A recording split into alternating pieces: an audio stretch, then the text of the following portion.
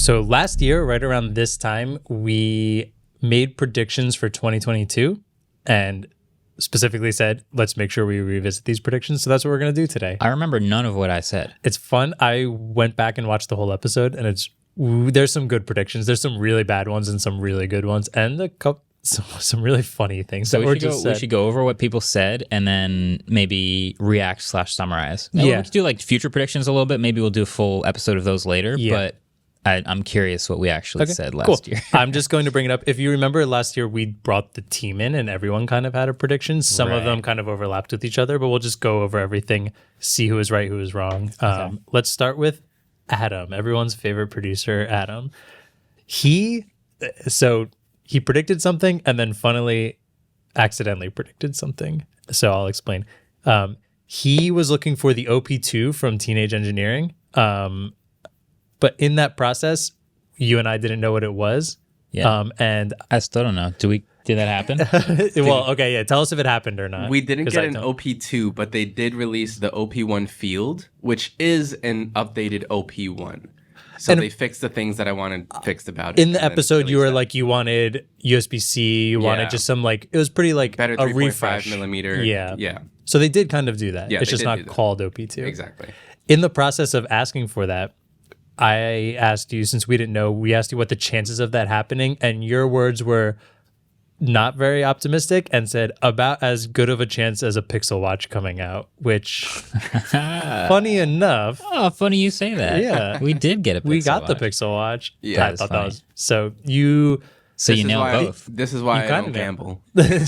You technically were right with your gut. You were like, probably the same chance as a Pixel Watch, and then they both happened. Yeah. Exactly. Yeah, we'll call that a win. I think definitely that's a win. You got that one. Unintentional win.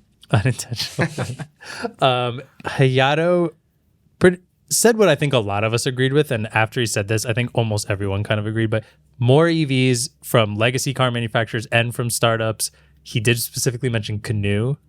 I'll give the L on that one. But I do think it's fair to say we saw a big influx in EVs this year. Yeah, if you guys aren't already subscribed to the Autofocus channel, we're checking out a lot of them. I mean, we've had our hands on a lot of them, but now we're able to give thoughts on individual models and a lot of the strategies that we see from these companies. So, yeah, I want to give a lot of credit to Volvo and GM. Yeah, who I feel like have been like quietly doing a pretty solid job. Volvo, I just think their website is incredibly like future. Like they just showcase their EVs, which is cool. And they also do Polestar stuff. But then GM's got like Cadillac's got the Lyric. The Hummer's got the Hummer truck or whatever. But it's an electric pickup truck, so that exists. And there's some stuff in the pipeline. F-150 Lightning. Ford is out here. That came out just barely correctly on time. It waited till like maybe the last month. But yeah, so Ford's got the Mach-E and the F-150 Lightning out. There's some startups like Rivian's real. Rivian's killing it. We're kind of close to an Amazon warehouse or whatever's going on back there.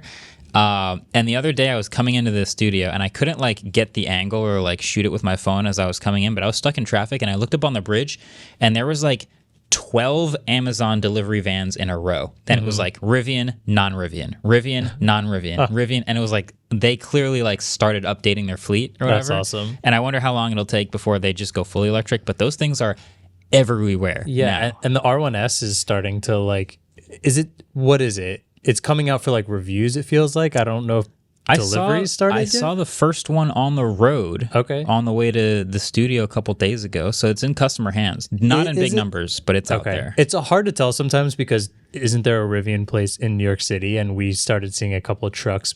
Yeah. It's probably test drives and stuff. But still, Rivian's doing great. Canoe's not one of them. We had a bet going of who would make the first sub $30,000 EV with at least 240 miles.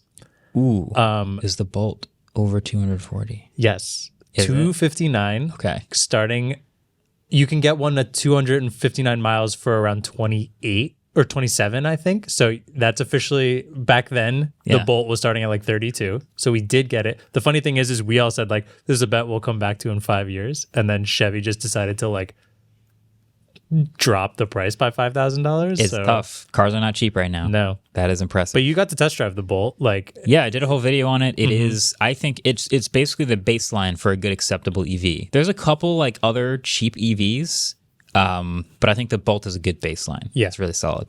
So yeah, that was good. We'll just say a couple of us guessed which company we thought would do it first. You thought Tesla. Hayato, Adam, and David thought Hyundai. The worst guess was me. I thought Toyota, and I thought I had a reasonable, but They're still not making any electric cars. The Or the BZ4X or whatever, which is terrible and way too expensive. BZ, yeah, it's I took a massive loss on that guess. But yeah, we did get the sub $30,000 240-mile EV. Okay, very proud of that. Very I hope nice. that starts a lot. I hope that's next year. I hope we see more things like that. I hope the Bolt's not the only one at the end of Exactly. Yeah. next year. Okay. David guessed more folding phones. This is true. Yes. And this is a bit of a spoiler alert, but I'll just say it. We were considering adding a best folding phone category to the smartphone awards this year. We ended up not doing it because they're still sort of burgeoning. Like it could still die off, but I think there's a good enough variety that we could have done it this year. Okay. The Find N2 just dropped. It's like really nice. We're expecting a Pixel Fold around the corner. We still have like the big ones and the crazy Xiaomi ones and the Fold from Samsung and the flips. All of them do the flip thing. The Razer. Yeah, there's a bunch. I love seeing all of them because it feels like a lot of companies are doing kind of a piece of it right. Like Samsung's clearly the furthest ahead and like it all works so well, but like the Xiaomi one is so thin. I picked it up the other day on the table and I was like, there should be a Xiaomi folding phone too. And David's like, you're holding it. I was like, oh my God. I didn't even notice I was holding something that thick. The Find N2, the size of it is fantastic. Like, it's really nice. I absolutely love it. So yeah, I guess once Samsung loses its lead a little bit, then a folding phone category will make way more sense. It's still funny because in the US, like most people aren't buying a Xiaomi, they're not buying the Oppo Find N, they're not really able to buy the Razer is just if you're on Verizon. It's like you basically just have Samsung as your options outside of Verizon.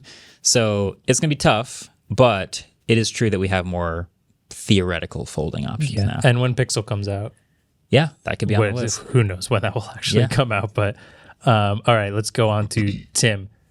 Tim's was fun. He was wrong and also kind of dead on.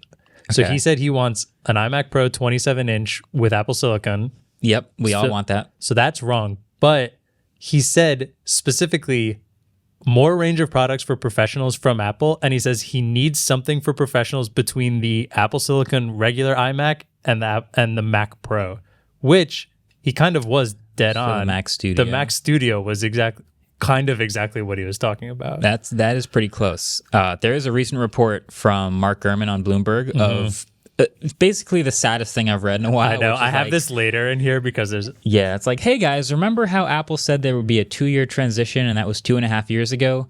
Yeah, so they kind of missed the boat there. Yeah. It looks like they're canceling the M2 Extreme, which would have been like twice the size of the M2 Ultra, which is already like 4 times the size, which is already huge. Like they're canceling this super mega chip thing, and they're just going to do Mac Pro with the next. They're going to do M2 stuff across the board. So we have M2 in the iPad now, and we're going to get an M2 Pro, M2 Ultra, and that Ultra will be the highest end chip. There won't be an even bigger chip in the Mac Pro. And I was very sad to read that. And then I also read that they appear to have canceled the iMac Pro, which is also very sad. Oh, I missed that part. And I also believe I read that they, remember when we were reading about this like upgraded 7K Pro Display XDR? Yeah, that's also delayed. Oh. Yeah. Oh, yeah. I mean, it's clearly delayed because it's not out, and we were hoping by the end of 2 years it would all be out. But Apple, they've got to eventually drop it. Some sort of modular desktop Mac with Apple Silicon at some point. That is what Mark Gurman's article said, right? Is that there would be an M Ultra chip in a package that has more like RAM and GPU slots and I don't know, more upgradability in it, like modular upgradability. Because people don't open up the Mac Studio and add RAM. Like they don't do a modular computer outside of the Mac Pro basically right now. Do you think it'll be in the same form factor as the current Mac Pro, or because that seems it can be much smaller? I was gonna say that would seem ridiculous to be that big for if the M2 Ultra chip can kick ass in the M2 in the Mac Studio, then if you just do a a Mac Studio that like looks like it like gained a few pounds. I feel like it can be an on the desk computer instead of an under the desk computer. Okay. It can be like it can be the size of kind of what Apple was hoping they could do with the trash can Mac Pro. They can actually finally do it in that size now, because they were out of their minds to try to do it with an Intel chip and all the Radeon stuff. But now they can actually do it that size. I hope they bring it back and they're like, told you so. You can't innovate anymore. It's funny because like when they say that on stage and then that product just bombs, but like they could do it now. Yeah. They could do it now. In terms of XDR, Vin actually predicted a Pro Display XDR, but with a 120 hertz. I guess it's almost like an iMac Pro, because he wanted a Pro Display XDR casing, 120 hertz refresh rate, but then a chip inside that then you could plug into an external GPU for extra power. Oh, so it's an iMac. So it's pretty much an iMac Pro with with the capability of plugging in like an external GPU. That would be really nice. It would be pretty cool. Yeah. It definitely did not happen. And nothing close to it that didn't happened. happen. No. But I can still dream. We can still dream. Yeah. Hey, thanks for watching this clip. We appreciate you for sticking around during the holidays. Happy holidays.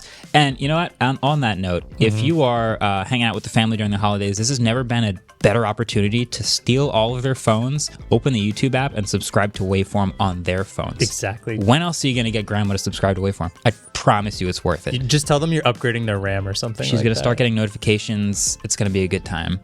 So yeah, we'll just wait here while you do that. See y'all in 2023. It might even be 2023 for someone watching this. Isn't that weird? Yeah. What up? How does it feel in the future? Are we still around? Can you still subscribe in the future?